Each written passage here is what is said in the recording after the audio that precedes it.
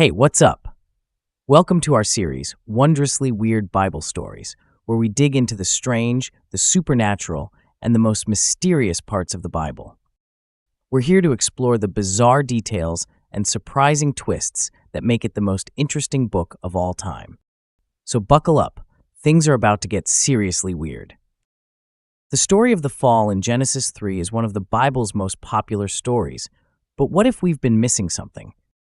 Today, we're diving into the true identity of the serpent, the nature of its rebellion, and the far-reaching consequences of that pivotal moment in Eden. Trust me, it's weirder than you think. So most of us have heard that the serpent in the garden was Satan in disguise, right? Pretty straightforward. But what if I told you this creature was more than just a sneaky snake? Let's look at Ezekiel 28 for a clue into just exactly who this serpent is and what he was doing in the garden. In providing a warning to the wicked king, the writer makes a very vivid reference back to the Garden of Eden.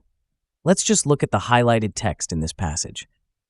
You were in Eden, the garden of God. You were an anointed, guardian cherub, for I had appointed you. You were blameless in your ways until wickedness was found in you. You were filled with violence and you sinned. So I expelled you, guardian cherub. I cast you down to the ground. Now, if you've seen my other videos, you likely know that cherubim are actually spiritual beings whose job is to guard sacred spaces. If we step back and connect the dots here, we can see that the serpent was actually supposed to be there. He was doing his job, guarding the sacred space of the holy trees. This is why Eve didn't run away in terror when he spoke to her. And we don't know if this was even their first interaction either.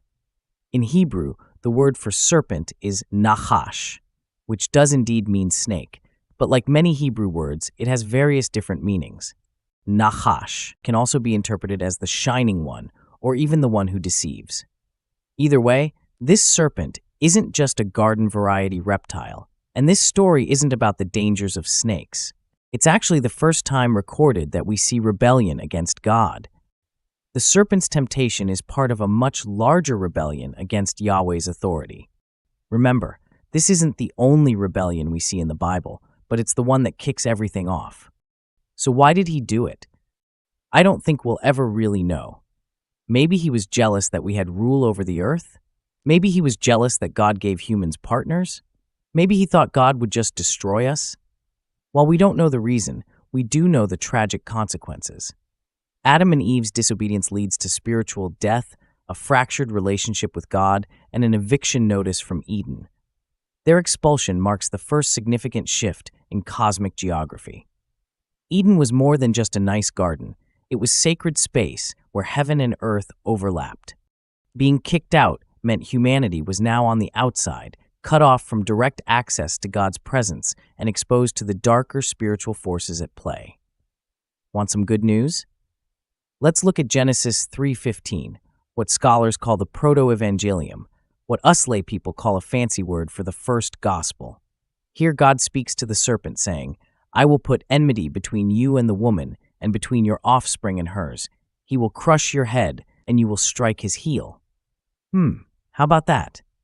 Right here in the very beginning, we see our first mention of Jesus, a figure we'll see a lot in these videos. So what do we take away from all this? The serpent in Eden was far more than just a crafty snake. It was a rebellious divine being, setting off a chain of events that would lead to a cosmic showdown between good and evil. The fall isn't just a story about disobedience. It's the opening act in a drama that spans all of human history. Humanity's role shifts here. We're no longer just caretakers of Eden. We're now involved in a cosmic battle, one that Jesus will ultimately win. Thanks for stopping by. If you enjoyed this, don't miss my series on supernaturality and the Bible. The link is in the description.